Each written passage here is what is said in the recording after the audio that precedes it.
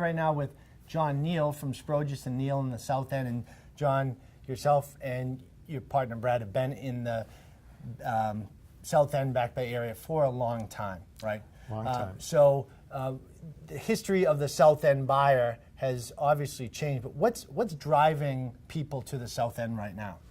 Well, the South End has one of the highest percentages of children in the city of Boston, and a lot of young couples who are either going to start a family or who already have young children have been moving to the South End because there's such a big support network of young families in the neighborhood.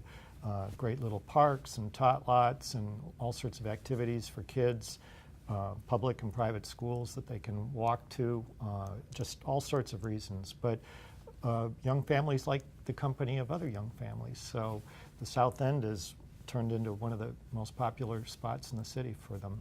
And it's definitely not short of restaurants and foods and nightlife. No, none of that either, of course, yeah, which brings in all sorts of people with and without kids, but certainly the young families enjoy all of that too. And I've heard recently that empty nesters are hot for the South End as well. It makes sense. It kind of ties everything together. It absolutely ties together, and what we love in our business is that we're seeing empty nesters moving into the neighborhood now, not just because of restaurants and walkability and all the other things that we all know about, but in many cases they're moving in because their kids live there and their kids have kids, and so they get to be the grandparents and they get to babysit and hang out with their grandchildren, and we're seeing multi-generational families living in the neighborhood now, which is wonderful.